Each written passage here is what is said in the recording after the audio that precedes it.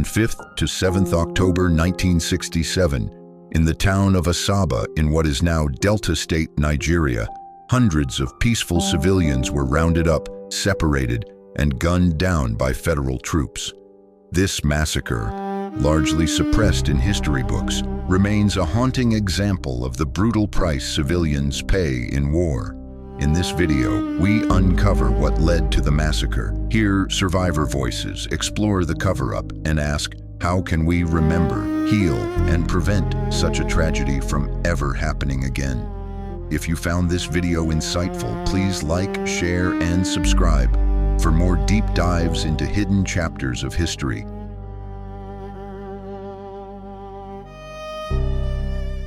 Imagine standing in your hometown, waving a white cloth in surrender, believing that peace had finally arrived, only to be met with a hail of bullets.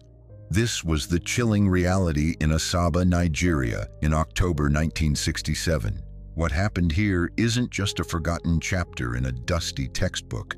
It's a haunting example of what happens when silence replaces justice, when atrocities go unpunished, and when history is left to decay in the shadows. The Asaba Massacre didn't begin in isolation. It was the violent consequence of mounting ethnic tensions, political miscalculations, and the brutal logic of a civil war that turned neighbor against neighbor. Nigeria, freshly independent from British colonial rule in 1960, was a country trying to define itself across deeply fractured lines: North versus South, Igbo versus Hausa Fulani, federalism versus secession. The collapse of trust between the regions led to a coup, a counter-coup, and finally, the secession of the southeastern region as the Republic of Biafra. By July 1967, the country was engulfed in full-scale war. As Biafran troops briefly advanced into the Midwestern region, federal forces launched a fierce counteroffensive. Town after town fell, but when they reached Asaba, a largely Igbo-populated town along the Niger River, there was no fierce resistance. The Biafran soldiers had already retreated. What remained were civilians, men, women, children, who came out with white flags, traditional dancers, and songs of peace. They welcomed the troops. They pleaded for mercy. Instead, they were rounded up. The women and children were separated. The men, boys as young as 12, elders as old as 70, were gathered on the town square. And then came the bullets. Reports say anywhere from 500 to over 1,000 people were killed in cold blood. Bodies fell over one another. Some were thrown into mass graves. Others left to rot under the scorching sun. It wasn't a battle. It wasn't a mistake. It was an orchestrated purge. This video isn't about sensationalism. It's about historical responsibility. Because what happened in Asaba wasn't just an isolated war crime. It's a mirror reflecting the dangers of unchecked power, ethnic scapegoating, and the erasure of uncomfortable truths. To this day, there has been no official apology from the Nigerian government, no tribunal, no public memorial until recent efforts by the community itself. Just silence. But silence has a cost. Survivors are still living with the trauma. Entire family lines were wiped out. Generations grew up without knowing what really happened. And the danger of forgetting is that it makes repetition possible.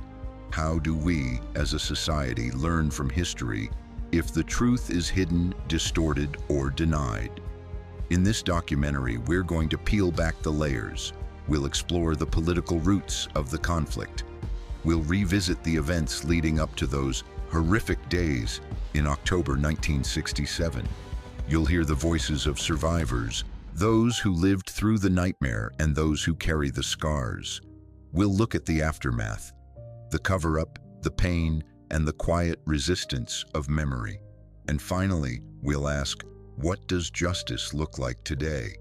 This isn't just Nigerian history, it's human history. The Asaba Massacre is part of a global pattern where the fog of war obscures accountability and civilians are turned into statistics. Whether it's My Lai in Vietnam, Nanking in China, or Srebrenica in Bosnia, there's a disturbing familiarity to these stories. But each one is unique, each voice worth hearing. So if you're watching this and wondering why you've never heard of this before, you're not alone. And that's exactly why this story needs to be told. Because history doesn't just live in books. It lives in the people who survive, in the families who mourn, and in the nations who decide whether to remember or forget. Stay with us as we uncover the events, the testimonies, and the enduring impact of the Asaba Massacre, a tragedy the world must not forget. To understand the Asaba Massacre, we must first go back to the very birth of Nigeria as a nation. Independence from Britain in 1960 promised hope, but what came next was confusion, manipulation, and division. Nigeria was a country stitched together by colonial convenience, not cultural cohesion. Over 250 ethnic groups, multiple religions, and sharp regional differences were forced into a single political experiment, one that was set to explode. The country's first years were turbulent. Power struggles between the North, South, and the East bred resentment and suspicion. In January 1966, a military coup led by predominantly Igbo officers overthrew the civilian government. Northern leaders were among those assassinated. The coup failed, but it ignited a chain of retaliation. A counter-coup in July that same year brought Lieutenant Colonel Yakubu Gowon to power. In the north, anti-Igbo pogroms began. Tens of thousands of Igbo civilians were slaughtered in broad daylight, hacked to death in markets, hunted in their homes, their only crime being their ethnicity. As the violence intensified, the eastern region, led by Lieutenant Colonel Chukwuemeka Odumegwu Ojukwu, declared independence on May 30, 1967, forming the Republic of Biafra. To many Easterners, especially the Igbo, it was a matter of survival. But to the federal government, it was treason. What followed was one of Africa's deadliest civil wars. Federal forces moved quickly to isolate the new state. They blockaded the region, cutting off food, medicine, and weapons. They called it strategy. The world would later call it genocide. Over 2 million civilians, mostly children, would die of starvation. But long before the images of emaciated babies reached global headlines, brutal ground battles were already devastating local towns and villages. One of the earliest and most symbolic moves of the Biafran army was to cross the Niger and take the Midwestern region, aiming to march toward Lagos and bring the war to Nigeria's heart. It was a bold move, one that briefly shocked the federal government, but it was short-lived. The Biafran offensive stalled, and federal troops, better armed and numerically superior, launched a fierce counterattack. As the federal forces reclaimed towns, they brought not just the flag of Nigeria, but the rage of retribution. They accused civilians of collaboration with Biafran forces. Without evidence, without trial, towns were punished. And then came Asaba, a town that, while Igbo by ethnicity, had not resisted the federal troops. Its people wanted peace. They came out waving white flags, but by then, the die had already been cast. Ethnic suspicion had poisoned the chain of command. To the advancing soldiers, every Igbo face looked like the enemy. They weren't looking for rebels. They were looking for revenge. And so the massacre that would unfold in Asaba was not just a military operation. It was the horrifying climax of a country unraveling from the inside. Asaba became a target not for what it did, but for what it was. An Igbo town on the wrong side of the war, in the wrong place, at the wrong time. October 5th, 1967. Asaba was tense but hopeful. News had spread that federal troops had crossed the Niger and were moving in. The Biafran army, realizing they couldn't hold the line, had already retreated. The people of Asaba, teachers, traders, farmers, decided to act in the only way they could, by welcoming the troops peacefully. Women and children wore white. Men held up palm fronds, waving symbols of surrender. They chanted, "One Nigeria." They danced in the streets. But federal troops, many of them from the 2nd Division under the command of Colonel Murtala Muhammad, did not see surrender. They saw deception, or at least that's how they justified what came next. Within hours, looting began. Homes were ransacked. Men were dragged out and accused of being Biafran sympathizers. Beatings followed.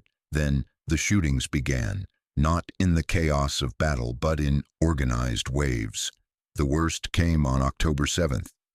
Federal soldiers ordered all males to report to Ogbeosawa Square. They claimed it was for a head count, for documentation. Entire families, grandfathers, fathers, sons, marched together, believing this was the final step toward restoring peace. What they didn't know was that the ground they stood on would soon be soaked in blood. Once gathered, the women and children were separated and driven away. The men were made to lie on the ground or stand in rows. Then, without warning, the soldiers opened fire. Machine guns ripped through the crowd. Screams filled the air. Bodies fell. And still, the shooting continued. Survivors later described lying motionless beneath piles of corpses, pretending to be dead, praying the soldiers wouldn't notice they were still breathing. Estimates vary. Some say 500 were killed. Others believe the number surpassed 1,000. It's hard to be certain. There were no official records, no forensic analysis, no justice. Only stories passed down, only graves, some marked, most not. Elsewhere in town, smaller executions were carried out. Men hiding in homes were dragged out and shot. Those trying to flee were chased down.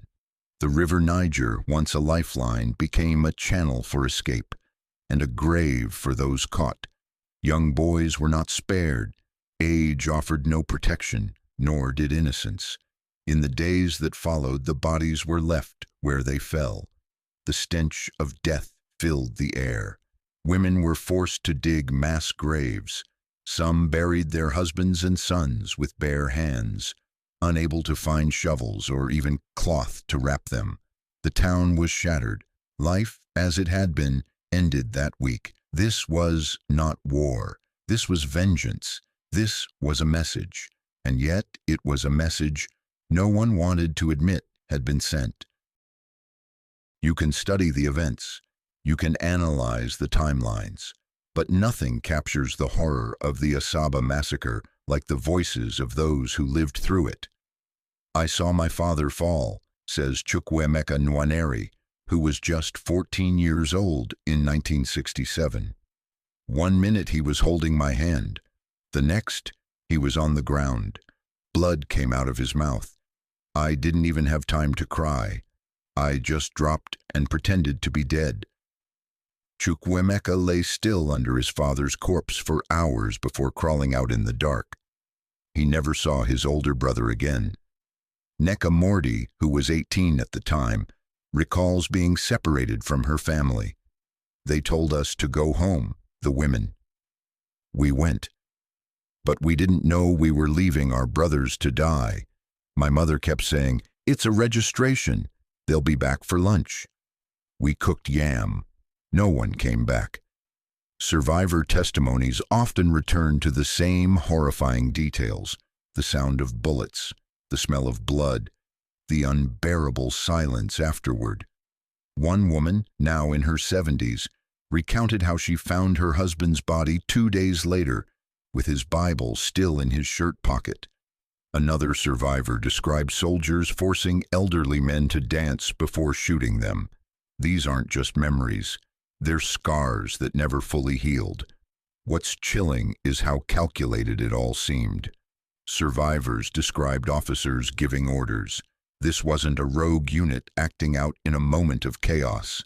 This was planned, organized, executed with intention, and it was followed by silence. No explanation, No acknowledgement, only fear. For decades, many survivors couldn't talk about what they saw. The trauma was too deep, the risks too great. Nigeria never held a public inquiry. No war crimes tribunal ever convened. For a long time, even families didn't speak of it. The grief was too raw. The shame of surviving when so many others did not, too heavy. But silence eventually gave way to remembrance. In the early 2000s, a new generation began asking questions. Historians, activists, and children of the fallen started collecting testimonies. From dusty notebooks and whispered stories came the truth, a truth the world could no longer ignore. One survivor put it best: they tried to erase us. But we lived, and because we lived, we will speak. In the wake of the massacre, Asaba was not just a town in mourning, it was a town erased. The soldiers moved on, leaving behind destruction, silence, and the unbearable stench of death. The town square was stained with blood. Homes were shattered. Entire family lines had been wiped out. And for those who survived, what came next was not healing, it was erasure. Women and children wandered the streets in disbelief. Mothers searched for sons. Wives waited for husbands who would never return. Survivors were left to bury the dead, quickly, quietly, with whatever they could find. There were no coffins, no prayers, no time to mourn. In some cases, dogs were already scavenging the bodies before burial. It was a scene of devastation, and it was happening in total silence from the rest of the world. No one came to help, no journalists, no Red Cross, no federal investigations. In fact, the Nigerian government made no official mention of what had taken place in Asaba. The military leadership issued no statement. No inquiries were made. No one was charged. The massacre was absorbed into the fog of war, a war that would continue for another 2.5 years, consuming even more lives. Locally, fear silenced survivors. Speaking out could mean being labeled a rebel. Families were afraid to ask questions. Teachers avoided the topic in schools. It was safer to forget, at least on the surface. But the trauma lived on, in dreams, in whispered conversations, in empty seats at family gatherings. Internationally, the massacre barely registered. The global media focused on the starvation crisis in Biafra, those heart-wrenching images of children with swollen bellies. Asaba was buried beneath more photogenic suffering. Western governments, eager to maintain relations with oil-rich Nigeria, avoided condemning the federal army's actions. Realpolitik triumphed over justice. Even after the war ended in 1970, nothing changed.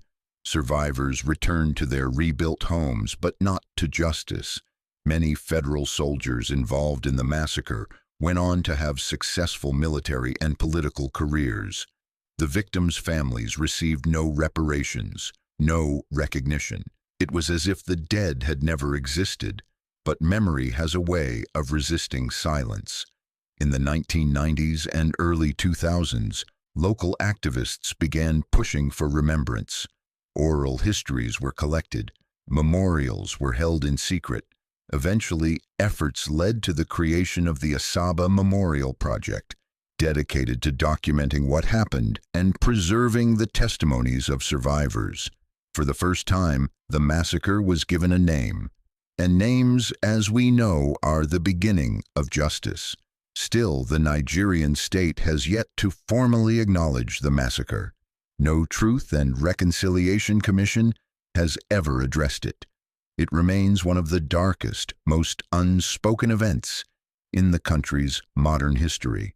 And yet, the people of Asaba remember. They always have.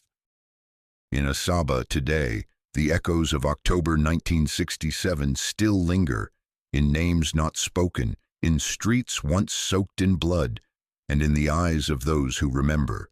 But memory, long buried under fear and silence, is no longer hidden.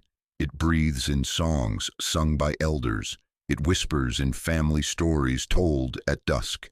It stands now in public spaces as resistance against forgetting. For decades, there was no memorial, only quiet pain. But as survivors aged and children demanded answers, memory took form. The Asaba Memorial Project, launched by community members and scholars, became a powerful force in collecting oral testimonies, archiving photographs, and naming the unnamed. Memory was no longer a burden, it was a duty. Today, an annual day of remembrance is held in Asaba. Families gather to light candles, sing songs of sorrow, and read the names of the fallen. It's not just a ritual, it's a reclaiming, a declaration that these lives mattered, that they won't be statistics lost in a forgotten war, that they were fathers, brothers, uncles, human beings whose only crime was being born at the wrong place and time. Monuments now dot the town, small but defiant. A concrete square bearing the names of the dead. A mural with images drawn from memory. These aren't just artistic expressions. They are acts of historical protest. In a country that still hasn't formally acknowledged the massacre, every memorial is a challenge to official silence. But remembrance hasn't been easy. Some government officials still deny that a massacre occurred.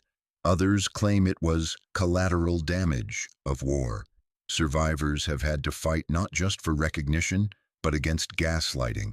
It's a second trauma, the denial of their pain. And yet, the story of Asaba is also a story of resilience. Children of survivors have become historians, lawyers, journalists. They carry the burden of memory with purpose. They are ensuring that what happened is taught, not as myth, but as fact, in universities, books, documentaries, and now videos like this one. More broadly, the Asaba Massacre has become a symbol of all those massacres the world tries to forget. It reminds us that memory is not passive, it's political. To remember is to resist the erasure of truth. To speak is to demand justice, even if delayed.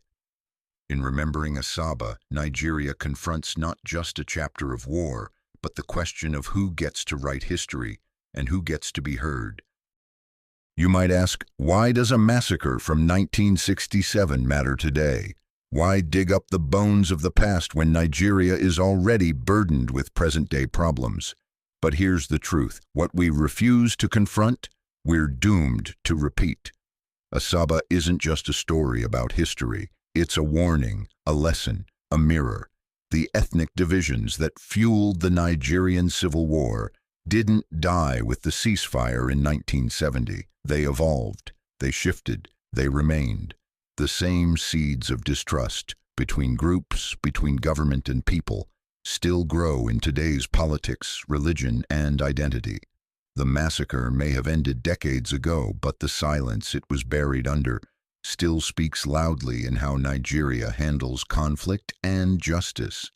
When communities are targeted because of ethnicity, when voices are silenced in the name of national unity, when victims are told to move on without acknowledgement, those are not relics of the past.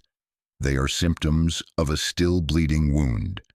The massacre at Asaba is a case study in what happens when power goes unchecked, when accountability is sacrificed for political convenience. It matters today because the survivors are still with us, and so are the children of the perpetrators. Healing can't happen without truth. Reconciliation cannot exist without recognition. When a nation fails to confront its violent history, it builds its future on denial, and that's a dangerous foundation. Globally, Asaba fits into a larger pattern of how the world treats civilian massacres. From Rwanda to Bosnia, from Darfur to Gaza, the question remains: when civilians are murdered in war, who pays the price? Too often the answer is no one. The world moves on. Headlines fade, and justice is replaced with diplomatic silence. But Asaba also reminds us that communities can fight back, not with weapons, but with memory, with truth, with testimony, that people can reclaim their stories, even when the state refuses to tell them. That healing, though slow and painful, is possible when the first step, naming the crime, is taken. So yes, it matters, because this isn't just about Nigeria. It's about every country that has chosen amnesia over accountability. It's about every victim who was told their pain wasn't real. It's about whether we, as a global society, will continue to accept mass violence as an unavoidable cost of war, or finally draw a line. The Asaba Massacre demands an answer. The story of the Asaba Massacre is not just a tale of tragedy. It is a call to remember, a demand to confront, and a challenge to act. Hundreds of innocent lives were lost in the span of a few days, not because they picked up arms, but because they were born into the wrong ethnic group in a time of war. Their only crime was believing that peace could protect them, but memory is a form of justice. By telling their story, we give those victims what the bullets tried to steal: humanity, dignity, and legacy. We defy the silence that has shrouded this massacre for over 5 decades, and we say to the world, these lives mattered, their pain mattered, and so does the truth. Asaba is more than history. It's a mirror for our present. In every society, we are faced with choices: to remember or to forget, to confront or to conceal, to stand for justice or to bow to convenience. And history has shown us what happens when we choose silence. The cost is always human. So what can you do? Start by sharing this video. Start a conversation. Ask why this event isn't taught in Nigerian schools or discussed in its parliament. Support organizations like the Asaba Memorial Project. Demand a national reckoning, because healing is not passive. It's something we must build together.